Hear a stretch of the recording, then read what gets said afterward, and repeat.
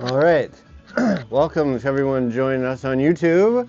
We've just gone live over on YouTube, so if you want a little 4K, if you want to check out the little HD action, if you want to check out the smudge cam, you can go on over to YouTube. We'll get started as soon as the cat gets out of my spot. Ugh. Man, he's really going to town with that water. He's been drinking for the past like 4 minutes. What up there, Crow851957? What up there, Fred? Riot Core Creative, is that what it says? Riot Core Creative. I love the names that people come up with. SL Mitchell, my Luhu. Hello, hello to you. Man, this cat is still drinking. You can't make this stuff up, can you? Man, it's cold as can be in Chicago right now. Cold as can be. Windy as can be. We're getting storms coming. Hopefully everybody travels safe on this here travel day of the year. Travel safe if you're traveling. Hope you have a good Thanksgiving. Gratitude is key in sobriety, my friends. Gratitude is key.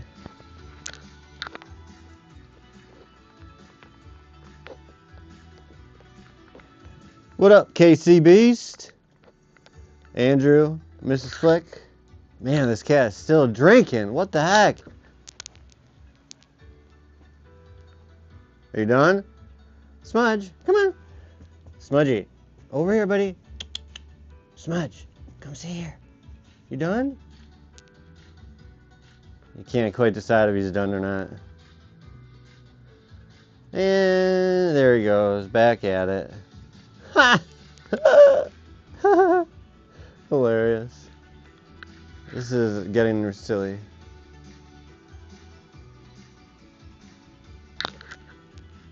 I don't know. Come on, cat. Hurry up. Drink, drink, drink, drink, drink, drink, drink, drink, drink, drink, drink. Drink, drink, drink, drink. This cat is really going at it.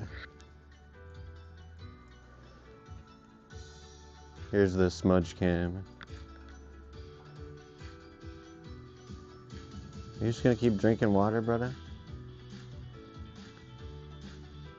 Alright, you're finally done?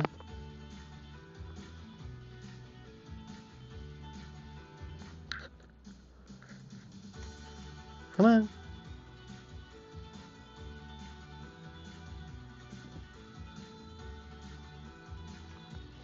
Alright, you're good?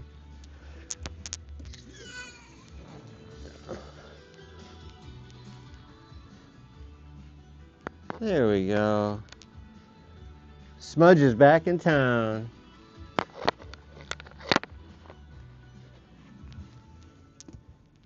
He's very happy to be there.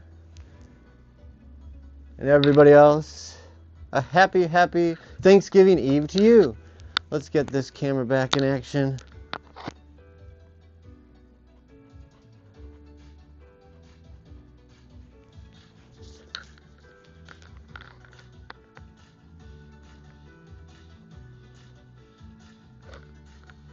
There you go, buddy.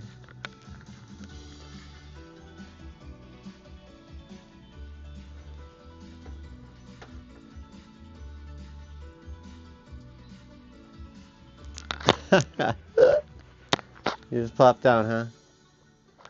There, we'll go.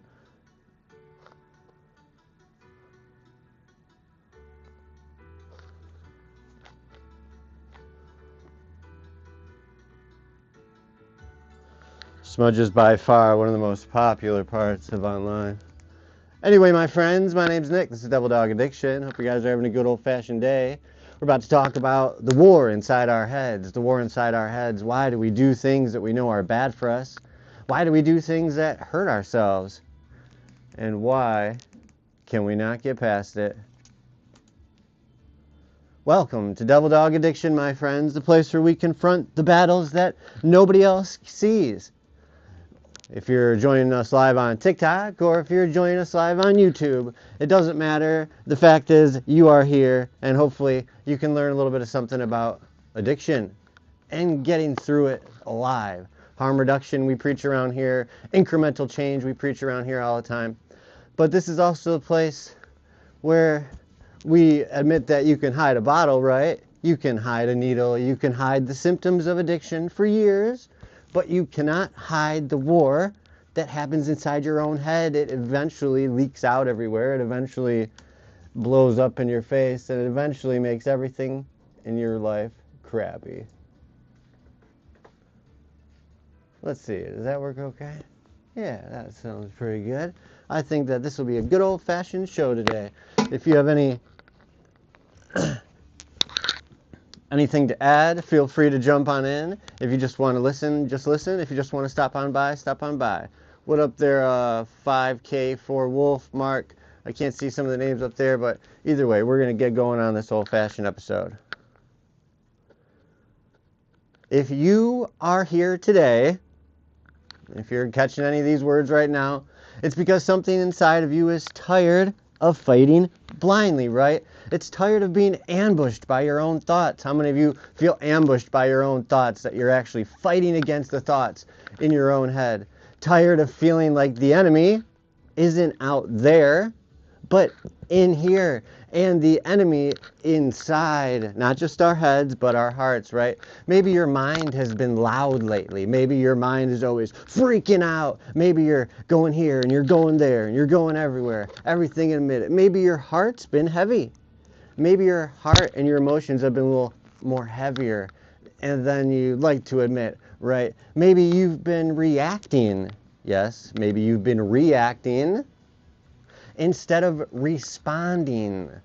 Reacting, we're going to get into some of these definitions, we're going to get into some of these words, we're going to get into some of these hardcore concepts about what it means to change your life through recovery, right? Maybe you've been afraid to say it out loud. Ready? Here it comes.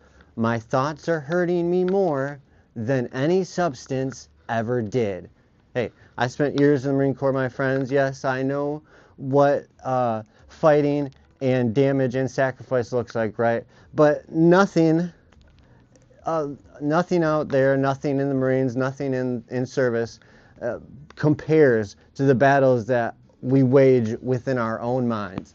What up there, Jingle, I don't know which one, the G is silent, the J is silent, and it looks like Jalabaro Tolan. Sorry if I messed that up, I can't really see the words are very, very tiny there. But no battlefield, of course, no battlefield of the mind was louder. No battlefield is darker, and no battlefield more confusing than the mental war that we've waged inside our own heads. So today we are not hiding. Oh, nay, nay, nay. We are not sugarcoating, because we don't try to have a spoonful to make it go down, and we're sure as fuck not making excuses. Today we're walking straight into it, into the echo chamber. And folks, I know that people talk about echo chambers in politics. We're going to talk about politics here. We're talking about baby echo chambers in our own minds. You know, the place where addicts whisper, where addicts twist, where we bend words, where we rationalize, where we distort our own reality until we can't even recognize the truth anymore. This, my friends, is my thoughts. They tried to kill me, and this is where we begin. Everybody out there loves to talk about echo chambers, especially in politics. Well, first, let's take off this old-fashioned sweatshirt, because it's really getting kind of toasty in here. Echo chambers in politics, echo chambers in social media, misinformation, you know, the big loud rooms where people only hear what they already believe. Well, we're talking about something even more dangerous than that, which is the deep down echo chamber inside our own minds. It's not on our phones, it's not on the news, it's not a political party, it's inside our own heads. And this mini echo chamber that resides right around this general area, the one that develops quietly, subtly, slowly, and then all at once, because once that shit can gets released to the world, it doubles and triples and quadruples over and over and over again, exponentially. What up there, Terry Taunton? Hope we're having a great old-fashioned morning. And we're talking about the war inside our own heads and dealing with addiction this morning. And when addiction corrupts the little voice, that little Jiminy Cricket, that little consciousness inside our heads, Well, once it gets corrupted and trauma, yep, how about that, folks? Trauma distorts our Jiminy Cricket within our head, folks. When fear then amplifies that voice, your twisted Jiminy Cricket, it becomes the most convincing liar that you will ever meet. And you know, a lot of addicts are really good liars, or they at least try to be good liars, or more say that addicts lie quite often. But you tell yourself this, you're fine. You tell yourself this, you're doing good. You tell yourself, you know, I'm not as bad as that guy, right? Or that person, or that one over there. You tell yourself it's not quite as bad as it is. You tell yourself that, oh, I've got this under control. And your mind echoes it back with full volume saying, yes, yes, you have this under control. You're good. You're perfectly fine. And your thoughts are literally killing your own body as you sit with it. And your life falls apart around it, of course, when the only voice guiding you is your own damaged voice. You do not grow. You sink, you shrink, and you fall. And that internal echo becomes louder than reality itself, louder than logic. Anybody know what I'm talking about? We do things that are illogical. What up there, Bill McBee? What up there, Chrissy? What up there, Jamie Yester? What up there, Killer Vine? What up there, Ricky Osteen? What up there, John Eyeball? Louder than logic, louder than love, which is where things get dangerous, louder than truth, which is where things get dangerous for a lot of things. But the echo chamber that we are breaking open today, well, that's the exact one. And we're not just coming up with this out of our own heads. We're going to take it out of this first base reading for segment 1 is from the 24-hour day book, July 15th. The alcoholic lives in a world of distorted thinking, where shadows become giants and truth becomes blurred. Reflection, my friends, not poetic, not exaggerated. This is the blueprint of addiction, my friends. Distort the mind until the lies feel easier to handle than the truth, right? When you can process the world around you and it's easier for you to just live in your lies and just get high and just live in your lie and get high, lie, high, high, lie, high, lie, lie, high, and that's all you do's, well, eventually it becomes easier to just live in that little tiny bubble of shit than it would be to crumb your way through and scrape and scrabble out of it and deal with all of the shit and shenanigans that you have caused in your life. And my friends, I'll tell you this right now, what up there, Kim Flippo 9806, that if you can't find a way to deal with the real world around you, you are going to have a real shit of a time in your life, right? And unless you're going to just, I don't want to say that, people end up getting so miserable that people are hurting themselves and going from just your own thoughts hurting yourself to actually hurting yourself. And that's where we are trying to at least keep people alive while they can find the miracle. But in order to get into the miracle, we need to know what we're talking about. In order to understand what we're talking about, we need to get into some keywords and definitions today. So let me tell you something real here, folks, that cognitive distortion, the internal narrative, and emotional reactivity are 3 keywords that we're going to get into right now. Let me tell you something real, folks, that addiction does not start with a bottle. No. It doesn't start with a pipe or a pill or a drug. It doesn't start with a drug. It starts with a thought process, a thought that gets acted out. One single thought that twists itself just enough to feel true. So if you can make your rationalization just enough to feel true for just enough time to do that bad thing that you need to get done, and then you can just push that can on down the road. What up there, Gregory Rosenow 7? Hope you're having a good day there. And once that twist happens, the whole mental foundation starts to bend. You ever look back and realize how wrong your thinking was? Yes, of course, hindsight is always 20/20, but Billy Blueberry, I'll tell you this, I mean really, really wrong when you're like, fuck, I can't believe I even thought for a second that that was an okay thing for me to do. These types of conversations with ourselves and remembering of memories are the ones that replay over and over and over again. And of course, these arguments that we practice in our head with people. How many of you out there have arguments over and over and over again with people after the fact, and you replay the argument? Oh, well, I could have said that, or should have said that, or would have said that. But it doesn't matter anyway, because they don't even think second about it. Right? Here you are living these bad memories in your head. You're like, oh my God, this person must think this, or this person must think that, or oh, this person thinks this about me. But then if you actually talk to them about it, they'd be like, dude, I have no clue what you're talking about. Like, no, I have no clue what you're talking about. Those arguments we practice in our head, of course, with these people that weren't even upset with us in the first place. And the moment that we turn disasters, right, that were in reality harmless, into something bad, right? How many of us take something that was actually not bad and flipped it in our head so badly that it now is like the worst thing ever in the whole world to happen in the history of time, right? I mean, if just me, I don't know. But that is the mini echo chamber, my friends, and the strength of it is over the top. And the scary part is that it doesn't feel like chaos, right?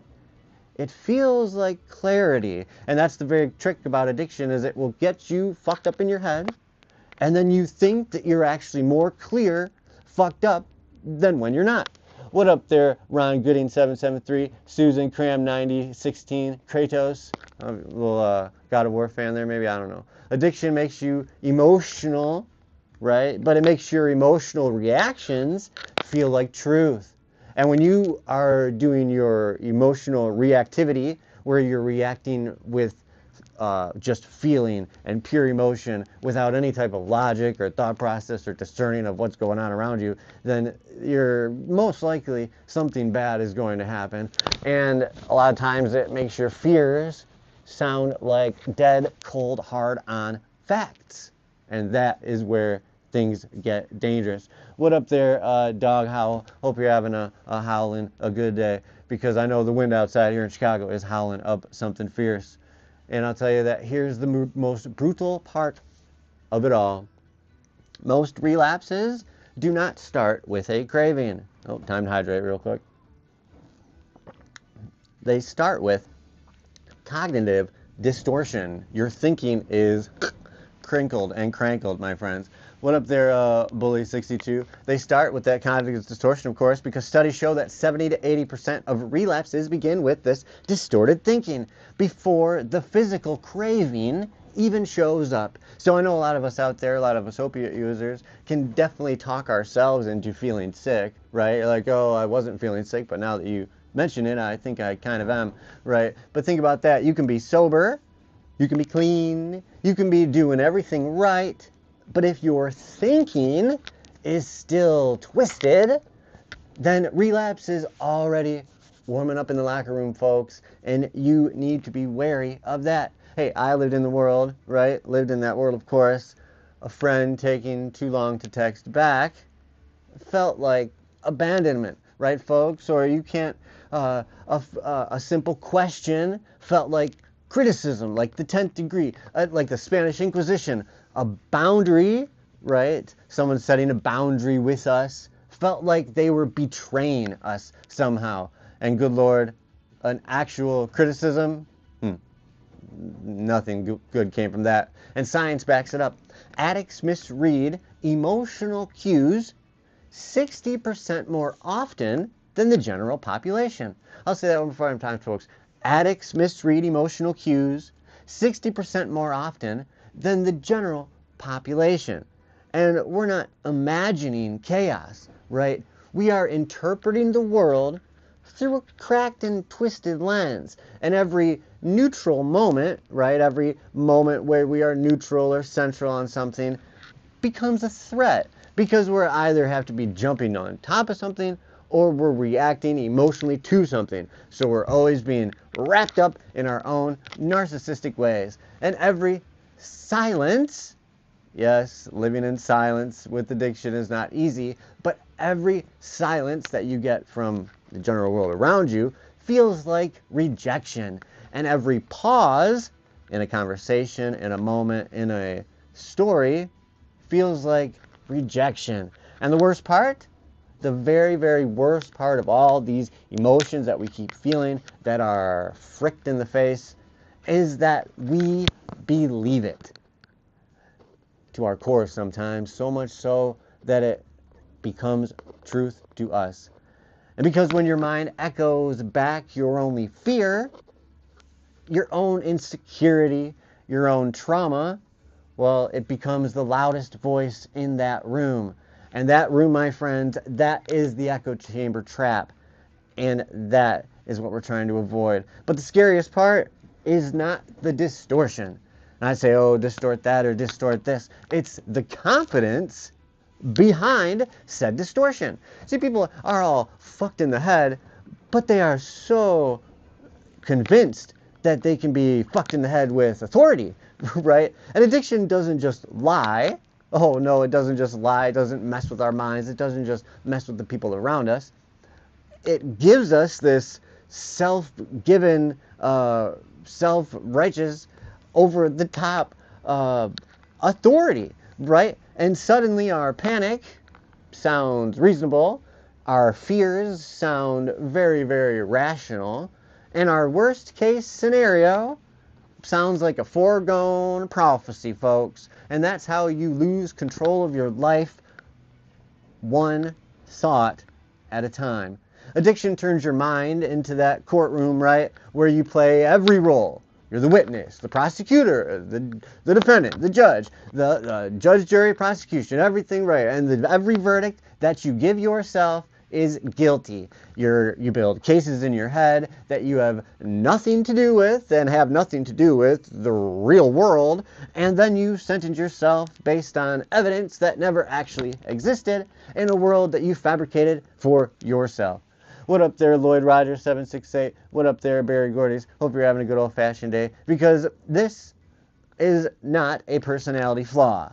It's neurological conditioning, my friends. Trauma, addiction, instability, they all rewire the mind, default setting to danger. Danger, Will Robinson, danger. What up there, Colleen Bailey 83? Lloyd Rogers still chilling right there. Gen X counter, that's pretty fun. I'll tell you this, that split-second reaction, your emotional impulsivity, remember that keyword I mentioned earlier in the day? That split-second reaction when your feelings override all logic is responsible for nearly half of all unplanned relapses. Yes, because relapses can be planned, of course. Not cravings, not opportunity, not a trigger high in the moment, not peer pressure, impulse, compulsivity. You're living inside a firefight, right?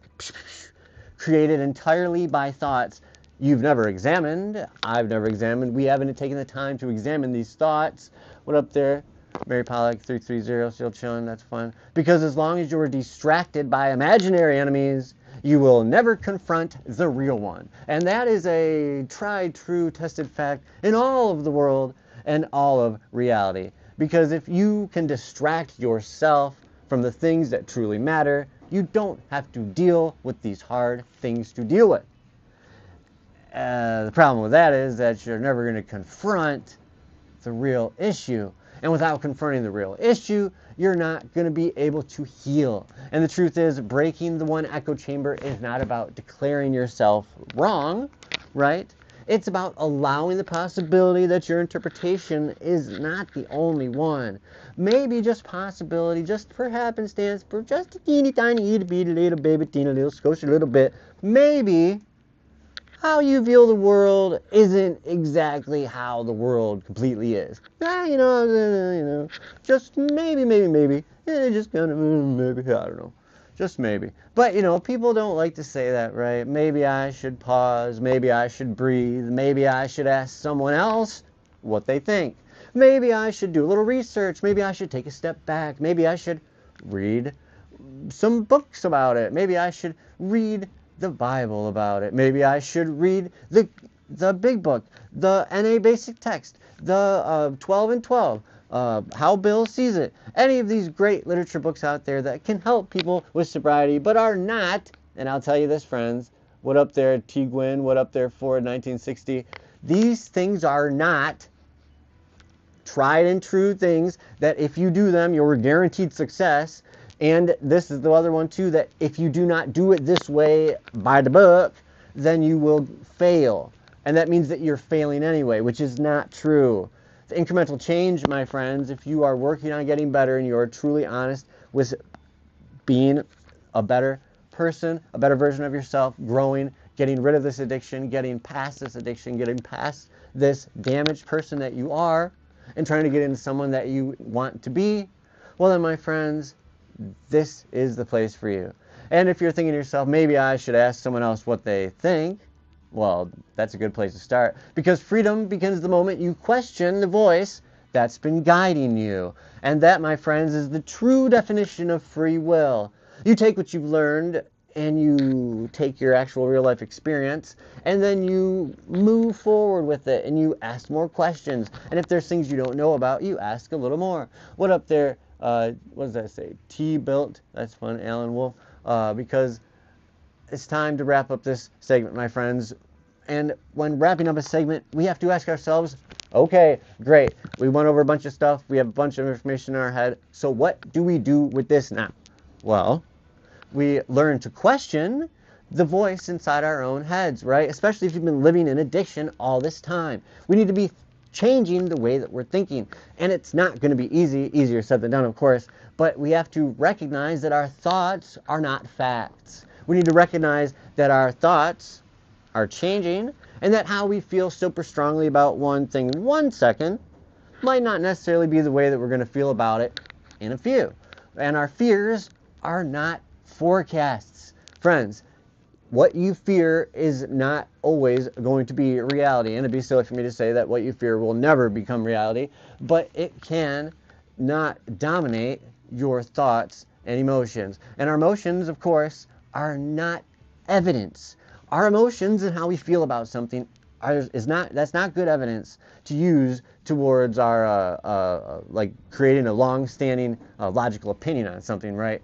And the mini echo chamber that's inside our own minds is not who we are, right? It's who we've been twisted into, and it's a symptom of what we've been through. It's a symptom of the trauma that we have, that we've been through, that we are trying to not be defined by. So, what up there, Ann? Hope you're having a great day. And yes, the key is to become a critical thinker. Yes, I definitely agree with that, my friends. Critical thinking is something that I don't feel they teach in school as much as they used to. I mean, shit, when I was in school back in the day, every other question was like critical. It was like a bunch of questions. Then at the end, it was like critical thinking question. It was a big ass question. It was like a bunch of words. You had to figure out how to like put it together and be like, well, in order to solve the problem, the idea is not about solving the problem, right? It's about learning how to solve problems. And if you can truly like be discerning and be self-critical of things and be understanding, then hey, you're in a good spot. But and that leads us to the next point, is that it helps us see the distortion. And once you see that distortion in our thinking, we finally got a chance to fight it. Because if you need to know the enemy, right? Yeah, you're not going to go into a battle without doing a little recon on it. And this is the recon, my friends. But clarity alone does not heal a pattern, right? So a pattern is something that we've negatively built that we have to now positively build over. And the next step is learning how to take responsibility for our thoughts and actions. And that is not the easiest thing to do. And it's difficult in our case because a lot of times once we finally do take responsibility for our actions, we end up overtaking responsibility for these things, and we start feeling so bad about everything we've ever done in our whole life, and it weighs down on us, and then we want to change everything in our life all at once, and then when we can't change it all at once, we get sad, and we get dejected, and a lot of us just throw in the towel right then and there, and have to start back at ground zero, right? And learning how to take responsibility for our actions without it turning into self-harm is exactly what we're going to get into in the next segment. So if you were wondering, oh wow, I wonder what he's going to talk about next, well, that's exactly what it's going to talk about in segment 2, my friends. Up next, responsibility without self-hate. How do we confront this truth about who we've been without destroying ourselves in the process. Because you still got some good parts of you in there, even if you are a low down, dirty, no good motherfucking piece of shit, asshole, fiend, drug, liar, stealer, herder, take advantage of her, manipulator, times a bajillion. My friends, there is redemption for you. There is a way that you can turn your story into something positive.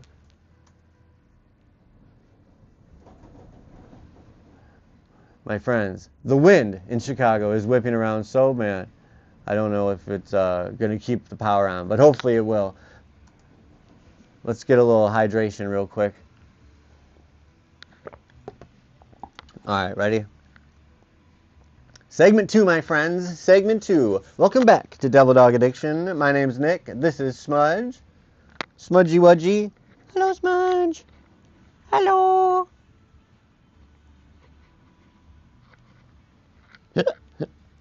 He's being silly. Anyway, in segment 1, we busted open that echo chamber, folks. We talked about that echo chamber. We talked about what it is, what it isn't, what it should be, and what it isn't. That private, internal world where addiction twists reality and convinces you that your thoughts are facts. Right, Smudge? Now we're going to take that next hard step. Responsibility. And I know that that word even makes some people feel inside. Someone says responsibility, you instantly feel like, oh God, I don't like that at all. Yes, yes. Givers and takers, my friends. You can either be a giver or a taker, but we are all creators. And if you are not creating something positive with whatever your gift is for the world, then you will be destroying. And that is where we get into some negative things, especially as an addict. But responsibility, accountability, self-responsibility, self-accountability does not have to be punishment, right? It doesn't have to be something negative. It doesn't have to be something you have to atone for, right? Not if we stop confusing responsibility with self-destruction. Today we're going to talk about how to tell the truth about your behavior without crushing yourself under the weight of it. This is about accountability, my friends, with compassion. Honesty without humiliation. Responsibility with dignity, because real recovery is not built on self-hate. It's built on self-respect. That's what it's built on, my friends. And we're going to use our base reading from the 12 and 12. We must be entirely honest. Well, this is step 4 for you here, a little from step 4 in the 12 and 12, okay? We must be entirely honest with somebody if we expect to live long or happily in this world. The fear of being found out, yes, the fear of being found out is the substance of our guilt. What up there, Omega D? What up there, Jose Garcia, Gracia 4749, Joey C577. We got Slick Jams and Omega D chilling. Addiction does not fear honesty. It fears exposure. Shame, my friends, thrives in silence. Shame enjoys the silent guilt, and responsibility breaks that silence. Some keywords we're going to get into today, folks, is shame spiral, is when guilt turns into I'm worthless. And then self-compassion, accountability without self-attack. You can be self-critical and self-accountable without ragging on yourself, without destroying your self-esteem. Isn't that right there, Judy Damon and Jim Colbeck? What's this? We got Margarita Cross and Kurt Waite and Fixo. Let me start with this. I used to think responsibility for all of this, making amends, getting even with the world, right, meant punishment, right? If I admitted I messed up, right, you believe I was meant that I was I was actually messed up, right? If I messed up, then I was messed up. But if I take ownership of something you do wrong, right, then maybe it'll confirm that basically I'm broken beyond repair. Has anybody felt that before? That you're like, well, you know what, I'm definitely broken beyond repair. I'm too damaged. I'm too terrible. I'm too bad. I've fucked my life up way too much. There's no coming back from this. Oh man, I've done it this time. It's the worst thing ever in the world. And, I've ruined my family. I've ruined relationships. I've ruined good things. I've ruined people who are just trying to be nice or being helpful, and I've just like ruined it all, right? But this type of shame is not only deadly, right? I mean, it's not only deadly, but it can make your life miserable and the people around you. But it's not metaphorically deadly, it's literally deadly. Studies show that 78% of relapses are triggered by shame, not cravings, not triggers, right? Shame convinces you that you are the problem inherently, deep down, at a personal level, at a level of your soul, at a human base level. You just feel that you are flawed, you're damaged, you're just a bad character, a bad seed. You must have just been born. You must have been born in the shadow of the devil's, toilet or some shit like that. But you start to define yourself as the flaw. Not your choices are the flaw, but that you are unfixable, not that your choices can be fixed and upgraded and maintained and turned into something better, but that you are broken. So, what do we do now? Hey, what up there, Moon Dreamer? What up there, Sebastian Wolf and Bob427? Thought I was going to get that off before it went on the other screen. So what do we do, of course? Well, we hide, we lie, we distort, we disappear, we avoid conversations, we avoid accountability, we avoid ourselves. Because the truth isn't the thing that hurts us.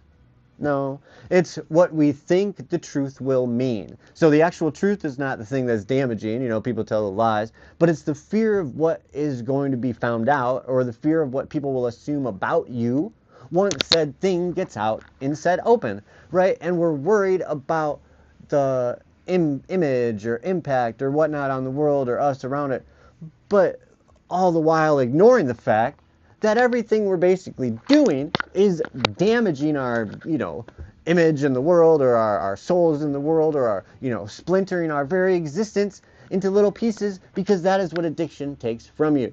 What up there, Michelle Zimmer, V, Deb, Fixo, still chilling at the bottom.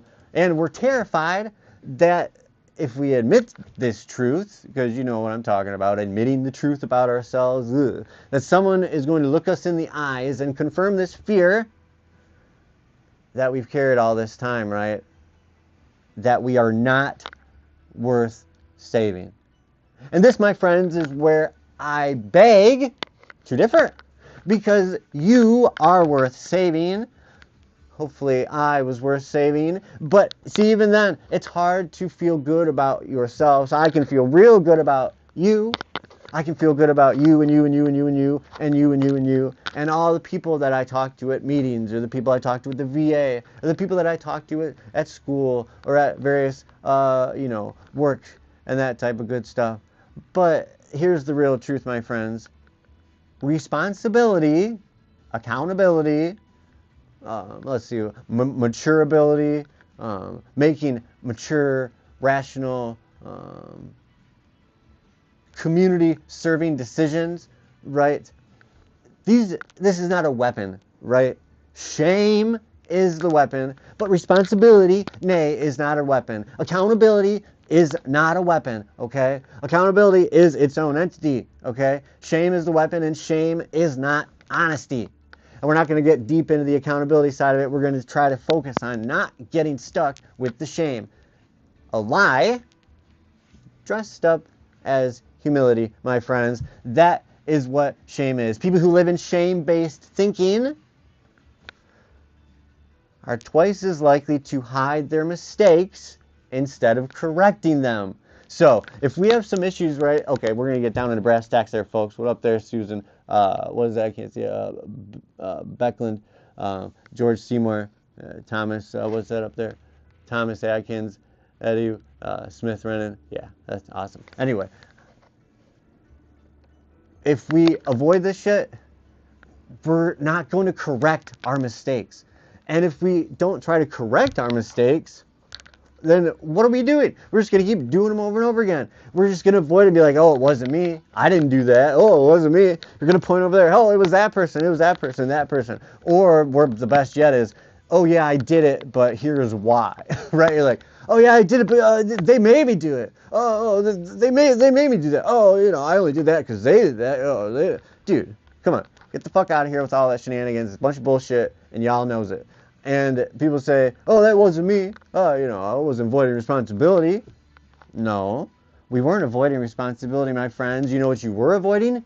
Is the judgment that comes along with said actions, right? Avoiding the path of pain, well, of perceived pain. How many times do we avoid a certain path because of a pain that we perceive that we might have to go through, right? Or the pain that I believed in, or maybe we, even at a more fucked up, deeper level, we do these things because we know they're hurting and they hurt us because we believe that we deserve it.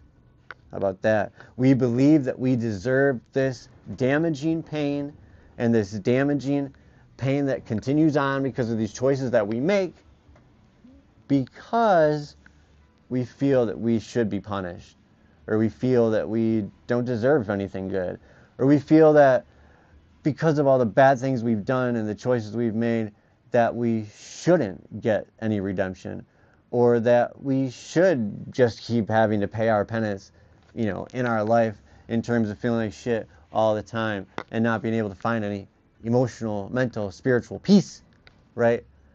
But maybe believing that the worst version of ourselves was the best version of ourselves. I'll say that again, folks. When we believed that the worst version of ourselves was the best version of ourselves. What up there, David Baker Weapon? What up there, All Ledger in 1955? Corey Don 6, Ronald Webb 7. Hope you're having a great day. Hope you're chilling. Hope you're having a great time. And I hope you get something out of this talk that we're talking about, the war inside our minds, about addiction, a little bit of insight and whatever that's going on. Because when responsibility finally feels safe, when responsibility finally feels like something we can do, and then we feel good about what we're doing, and success begets success, and then people around us, we start hearing those positive things. And the truth is, friends, is that those positive things have been there. The people around you that care about you, that are your support group now, have been there giving you this build-up. We just weren't open to the suggestion.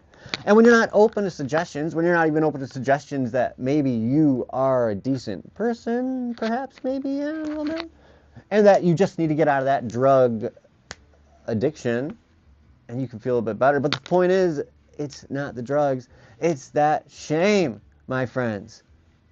And once that responsibility feels good and safe, then you can get going. And here's what nobody tells you responsibility is, my friends, is that responsibility is actually power, right? When you blame the world for everything, you hand your future to the world. If you're saying, oh, the world did this to me, the world does that to me, the world's done this and that and the other, you're giving your power away. When you blame the past, when you blame the things that have happened already, when you blame the bad decisions you've made, when you blame a world that is already in the rearview mirror, you're handing your present to the past. So, when you blame other people, you are handing them the steering wheel to your life. You don't want to take the wheel back after we crash, right? But it's not to punish ourselves. No. Responsibility, like we said earlier, seems like punishment at first. Take responsibility. Oh, some accountability. Oh, but that's when we were misplacing anger and fear into the responsibility category instead of something positive that we do to benefit our lives and those around us. And you can't choose something different, right? If your shame spiral, we talked about that earlier, shame spiral, when you're like, oh, I'm upset about this, I'm upset about that, I'm upset about this, and then that makes you feel bad about that, and then that makes you feel bad about this. Shame spiraling, my friends, does not inspire growth. right? I'm going to say that again. Shame spiraling does not inspire growth. And if that's what we're trying to do here, we're trying to get past something. It means we have to grow. That means we have to change. Yeah, these are some big scary words: growth and change and shame and responsibility. Oh boy. But here's another one for you, is that shame doesn't inspire growth, like we said, which is what we're trying to do. It inspires avoidance. And if we're talking about avoidance, this is a whole big picture there, folks, because we talk about avoidance not only in our own lives, but around people, right? And we're talking about the opposite of being alone, right? Is the opposite of community is avoidance, right? So shame keeps us looping inside these echo chambers we talked about in segment 1. I don't know if you can stay with me here, folks, and follow me. This is where it's time to make an action moving forward. And this is where self-compassion, I know this is a pretty hard one here, folks. Self-compassion. Not a soft, fluffy version of, I have compassion for you. We must have compassion for these people. Oh, thoughts and prayers for you. Thoughts and prayers. No, my friends. I'm talking about compassion for yourself, holding yourself accountable while recognizing your humanity. Saying, hey, you know what? I didn't do good there, but I can build better there. And saying, hey, you know what? I'm doing good, but I can do better. Because these things can both be true at the same time, my friends, and the world is going to tell you that they cannot. The world is going to tell you that it's black and white, that it's all or nothing, that it's yay or nay, that it's crazy or docile. But the truth is, friends, the world, it comes in shades of gray and colors and everything in between and on the outside. So while you can recognize your own humanity, right? Recognize your own humanity, but recognize it in others too. That's why, let's see, one of my good therapists was telling me, she said, hey, look, when you go out and about, ask yourself this. When you first think thoughts about people, what are the things that you're saying about them first? Is it like something negative or something positive? And then start thinking, what do you say about yourself? If you say, oh, I shouldn't do that. Oh, I'm such an idiot. Oh, I'm so stupid. Those little things add up. Stop saying negative things about yourself during the day. Stop saying negative things about other people. Try it. Just see if you can even do it. It's not that easy. We have a world that is constantly telling us that we need to be instantly judging everybody the very second that we see them, hear them, or even get the presence of their existence around us, right? We need to be always on guard, always watching out, always be able to have the next flippant comment or the next sarcastic wit to come out to defend against the world. But that is not the world that we're building here, my friends. This is not a place for excuses. This is not a place for loopholes. This is a place just for fairness. And fairness, my friends, is what heals. And yes, equal is not fair. Fair is much different than that. But research shows that people who practice self-compassion increase their long-term recovery consistency by up to 40%. Because if you stop beating yourself up, stop being mean to yourself, stop being rude to yourself, you finally feel free to have a little bit of mental energy to grow. Because you need this mental energy, you need that mental battery, you need to have that oomph, you need to have that gas tank of good energy all filled up, or you're not going to be able to grow, right? Most people do not know this. They think responsibility just means like, bruising yourself up emotionally. They think honesty means humiliation. And stick with me here, you know what I'm talking about. Honesty as humiliation. So many families have the family dysfunction where when they talk to one another, nothing can come out straightforward emotionally. There's always backhand comments or they have to walk things out, or if someone says something too hurtful, they say, oh, that hurt, they get even ripped on even more, right? And you only do that a couple times before you realize, well, you know what, maybe it's not a good thing that I should even say anything after I feel bad, because my family's just going to rip on me even more, and this is where we get bad situations that get even worse when you start adding drug addiction into the issues, and then you start adding all these other things that people can't talk about. So look, what happens they run. You know, they leave treatment early, right? They avoid meetings, avoid conversations, avoid mirrors. Definitely avoid mirrors. Avoid looking in the inside to figure out what is wrong with what is going on. Nearly half of all program dropouts leave because they believe they're too damaged to succeed. That's why I tell people this all the time. If I can do it, you can do it. And not because recovery is too hard, right? But because they believed they were too hard to fix. Friends, you're not too hard to fix. I promise you that. It just takes, you have to come back and you have to be honest. And if you can figure out how to do that, you can figure out how to heal. And my goal around here is to keep people alive long enough to find that healing. And that harm reduction and incremental change are the cornerstones of the devil's dog addiction philosophy. And think about how heartbreaking that part is, folks. That people don't quit because they can't get better. They quit because they don't believe they deserve anything better. They quit because they don't believe they should get better, because they don't believe that the world needs them. But my friends, the world needs healed addicts. Not only because they heal other addicts, but because they are emotionally intuitive. They are emotionally, what would I say? They've evolved emotionally compared to other people, I think. And they care very, very deeply. And once they can get past themselves and they can learn to use their powers for good, right? Well, that's where the good things happen. And the responsibility that we're looking for in this section is a kind that says, hey, I did this, right? You say that, look, I did this, or I own this, you know, this I did, I own this, right? Or how about this? I can change this. Hey, that's pretty powerful, folks. And that's the moment you stop being powerless. And that's the whole point, is that you got to take your power back. When you take an honest inventory, a real one, you start to understand the roots of your behavior. And if that's the whole point of things, that we're trying to change an action or change an outcome or change our lives or get some peace or get anything positive, whatever you're trying to do, right? You have to figure out how to change your old behavior. In order to change it, you got to recognize it. In order to recognize it, you got to see it. And you got to start seeing the fear, of course, behind the anger. Because it all comes down to the fear of something. You just got to figure out what it is of. And a lot of times the fear of something is just something we don't know. It's common. It's a classic classic human trait, right? We fear what we don't know. We get angry about things that we don't know. And then especially if someone calls us out that we don't know, and then we get even more angry and defensive.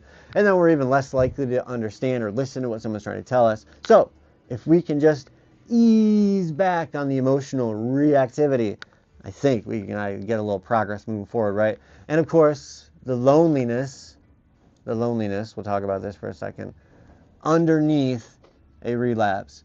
Loneliness is the root cause, I believe, of all of this. We say the number one thing to help an addict is one addict talking to another, right? That's just a bit, like we go all around these things and learn these crazy lessons. Friends, it's just one human caring about another and talking to someone that's gone through something that you've also been through. It's not really that difficult to understand, is it? So why do we make it into this big old crazy, scary, loop-de-loop thing and just be like, look, let's talk about this shit. Get down to the nitty-gritty. Because if we can get honest and keep coming back, well, it's going to make you clear. Sure as hell going to make you stronger. And it gives you something solid to stand on instead of sinking back into that shame. When you stop treating responsibility, right, like a punishment. Oh, my poor cat, he left. Right? It becomes that pathway, right? It becomes a doorway. It becomes an act of courage even. So what does all of this mean?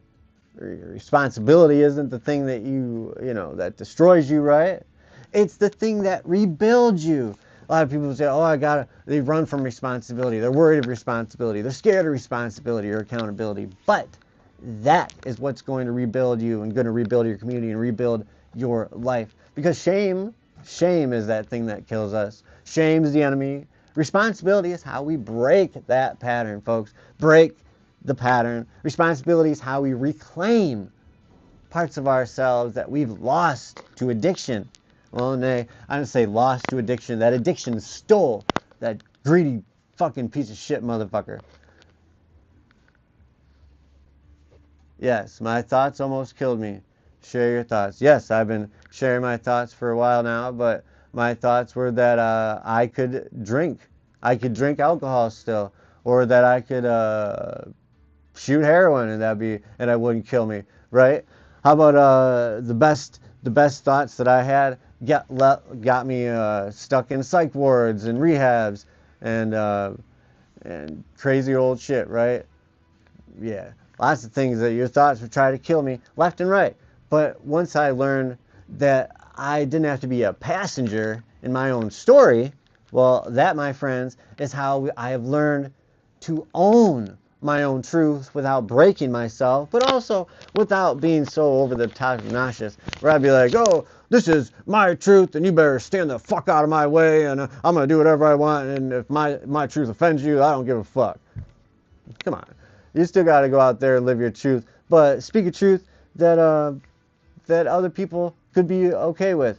I wouldn't say that a true truth that is a healthy truth would be one that is so boisterous and over the top in someone's face that you have to be like, oh shit, watch the fuck out. But anyway, we are ready for the next challenge, my friends.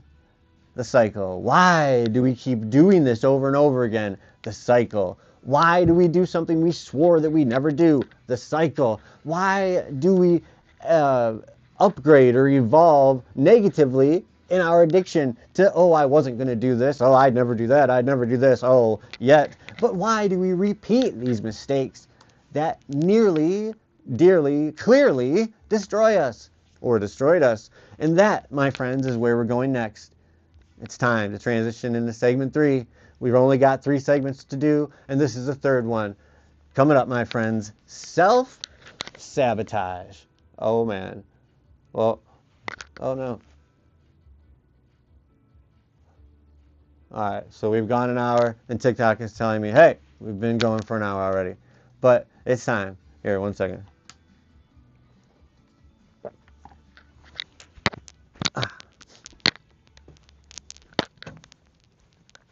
Smudge. Come on. Come on. Come on. Come sit with me. You can come sit with me, buddy.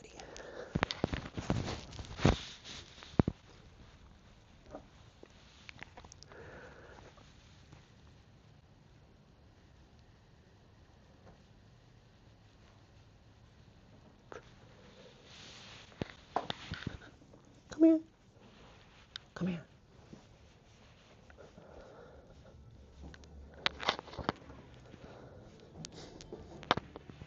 All right. We got it. For the segment 3, we'll get a little smudgy budgie. You can hang out here with me. All right, my friends. Welcome back. It is time. Well, we've confronted the mini echo chamber in our minds. Yes, we have. And we've learned how to take responsibility without collapsing into shame.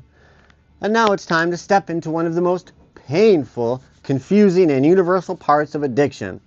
The cycle. The cycle of addiction. The repetition. The pattern. The self-sabotage. The danger. The risk. The things we'd say we'd never do again. The things we swore we'd never do. Until suddenly we did them. And then did them again. And then did them again, and then got better at it, and then did it some more, and then started teaching other people how to do it, right? And this is the part that makes people outside of addiction say, why don't you just stop? Like, why haven't you stopped? Like, put that shit down. Just fucking stop. And this is the part that makes people in addiction say, why do I keep doing this to myself? This segment, my friend, is the cornerstone of the war between your intentions and your impulses. The war between who you want to be and who your addiction tries to drag you back into being, right? Who's got 2 thumbs and doesn't want to be the dickhead addict that he used to be? This guy. We're going to use the NA basic text for this one. We learn that we can no longer hide from ourselves. If we do not face our faults, we will recreate them over and over again. Right? Avoidance doesn't freeze the pattern, folks. it feeds it. Avoiding trying to fix these patterns makes them worse. So you know what I'm talking about. You don't have to twist anybody's arm too hard for them to understand, especially if they're sitting there, they're by themselves, and you don't have to worry about someone else judging you, right? We're going to use a scripture reading for this one, Romans 7:15. For I do not do what I want, but I do the very thing I hate. Context, this Paul isn't talking about weakness. He's naming the universal battle, my friends, between our will and our impulse and what we do. The battle between truth and temptation, clarity and chaos, right? These are all things that we need to deal with in our lives. These are things that we need to be thinking about dealing with. But in order to deal with things, we got to get into some keyword definitions. Number one, compulsion. A compulsion is a behavior that feels like it's dragging you, basically. It's something that you cannot control. You do it before emotionally understanding the ramifications of what you're doing. Internal conflict. Wanting two opposite things at the same time. Knowing that you're trying to be balanced. You know that something is good or something is bad, but you're doing that, or you're fighting to make a decision of what you're going to do. Because at the end of the day, you do your decision, right? But adding up to when you actually make the decision to do it, you can fight and you can fight and you can fight, and it may be in a millisecond, right? Maybe in a millisecond you have a huge fight where you go back and forth a million times, and you're like, oh, should I do this? Should I not do this? Should I do this? Should I steal this? Should I shoot this up? Should I not do that? Should I go this way on the bus? Should I go that way on the bus? Yeah, should I go with this guy? Should I go with that guy? Right? All these little mini decisions every single day that build internal conflict inside us. And when we don't do the right thing, and we know what the right thing is, it makes it even worse, and it builds that guilt and shame, and it makes it less likely that next time you're going to be able to do anything good to overcome that, right? So that brings us to the next one, the avoidance loop. This, my friends, is the cycle that repeats when your emotions go unchallenged or unengaged, right? Where you just kind of go straight to autopilot, and you just avoid everything that's going on. And in order to avoid one thing, you have to avoid another thing. And then in order to avoid that, you got to avoid the thing before that. And before you know it, you've got a cycle of avoidance that's turned itself into a loop. Yes. But let's get real here, folks. There are definitely things that I've done in active addiction that I promised myself. I promised my family, my God, promised the mirror, right? I promised the world that I would never do again, right? You say, oh, I'll never do this, I'll never do that again, I'll never do this, right? But when you hit that low point, when you swear you've learned your lesson, when you swear the pain was enough to change you, but then the very next day, there I was, the same place, the same spot, the same old story saying, tomorrow, I'll do it tomorrow, I'll bust this out tomorrow. What up there, Edward Tilley? What up there, Wirtz L3? Hope you're having a good day. Hope you're having a great, sober Wednesday before Thanksgiving. But there we are, back in the old behavior, back in the dysfunction, back in the darkness, back in the same regret, back in the same shame, back in the guilt. That's right, Romans 7:15, my friends, hits like a brick. I do the very thing I hate. I do the very thing I hate.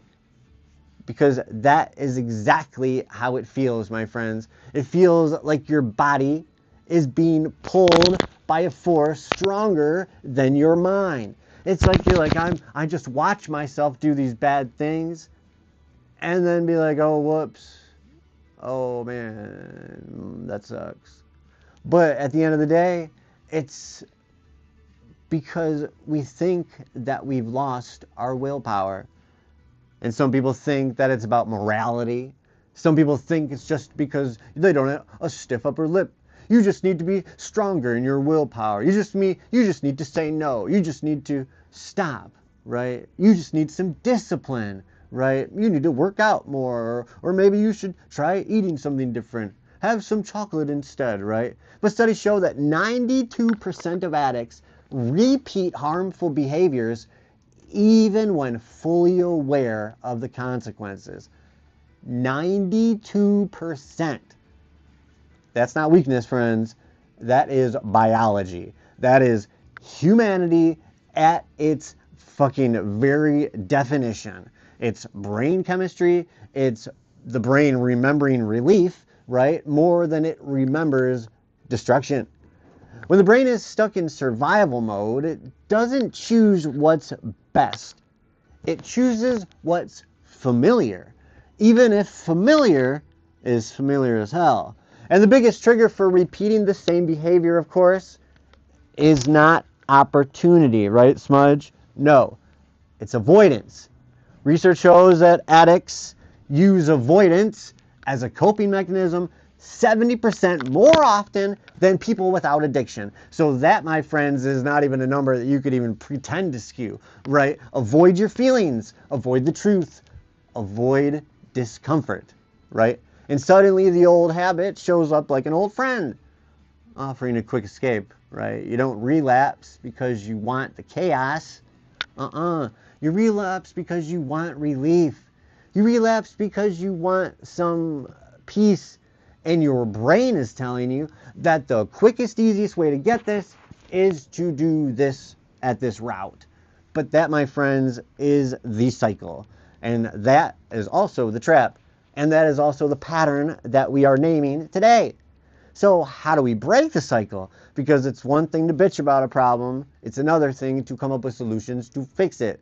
Well, the first step, of course, is understanding what actually fuels the loop. In order for something to work, in order for something to move or something to do work, it needs to have some sort of a fuel, some sort of process needs to create energy for it. And that is not in just the world, but it also has to do in addiction. It's not cravings that fuel it or substances, though, or opportunity. No. You'd think that it was one of those, but it's actually emotional discomfort. The emotional discomfort is what drives us to get that relief from that emotional pain. Studies show that when addicts experience emotional discomfort, sadness, anxiety, rejection, anger, any of these negative emotional words, right? They show a 300% increase in impulsive decision making.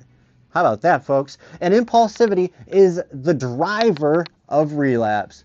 Not desire, not curiosity, impulse. Not a long-stayed plan, right? Impulse. And this makes sense, right? When you've spent years using a substance to regulate your emotions, right? Your brain thinks that the drug is part of your survival. Your brain thinks that that drug is part of you, right? It basically sees it as a little life jacket, right? So when you feel the pain, the brain panics and pulls that alarm. It says, hey, I need this now.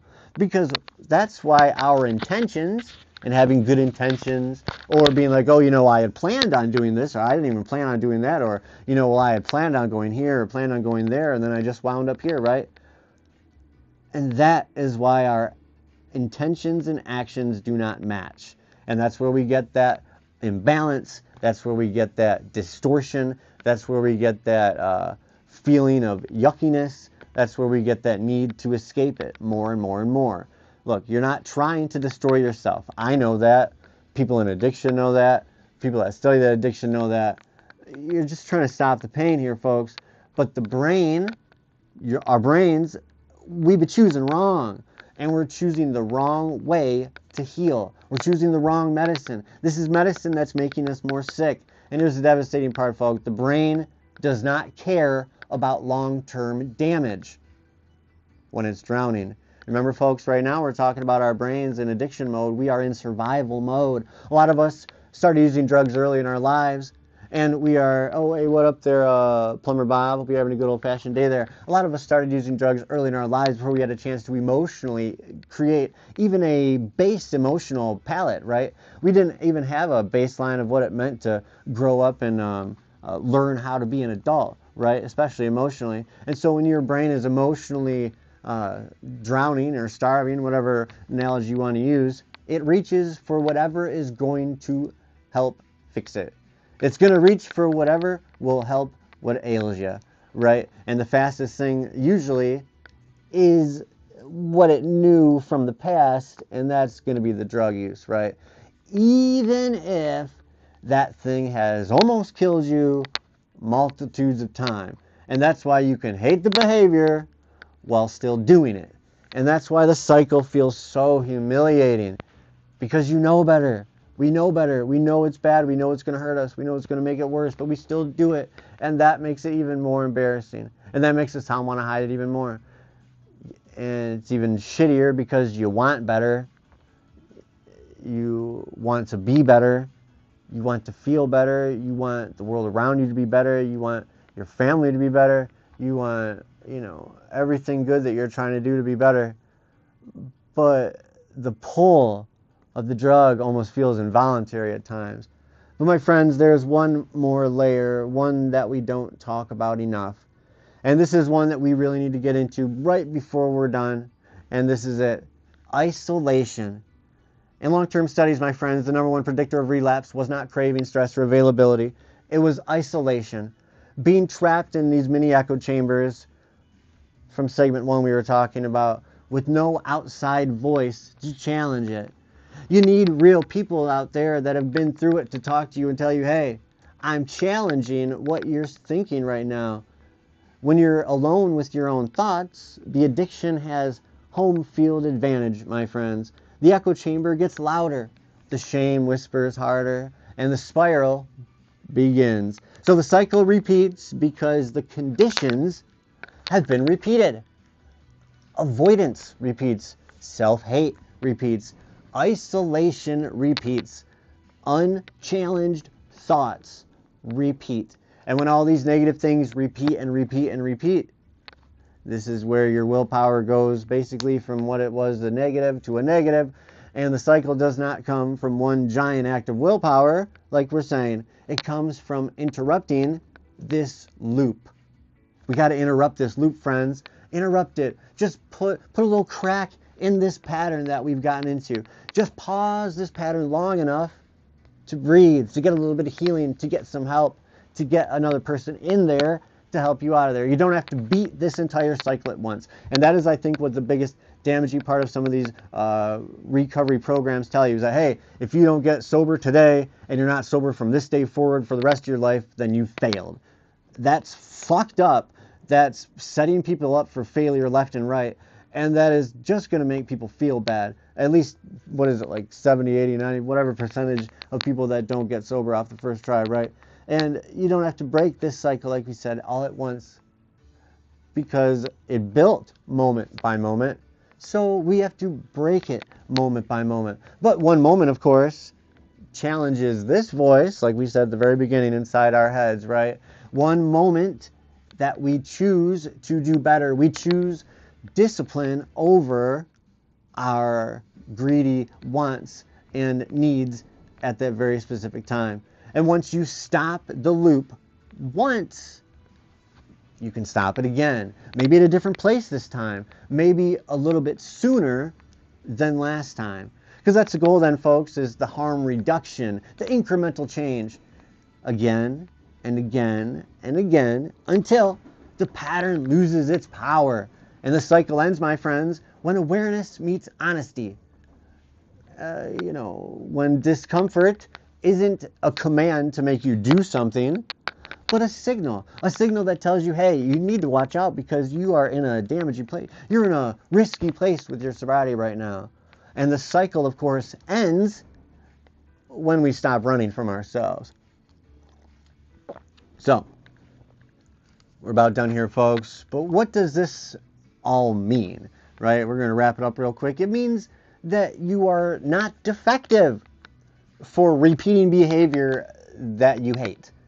You are not a broken human because you have made decisions that are bad for you. You're not weak. You're not broken beyond repair. Hey, what up there, Cop 1840? You guys are not at all broken beyond repair. You're human. You're healing.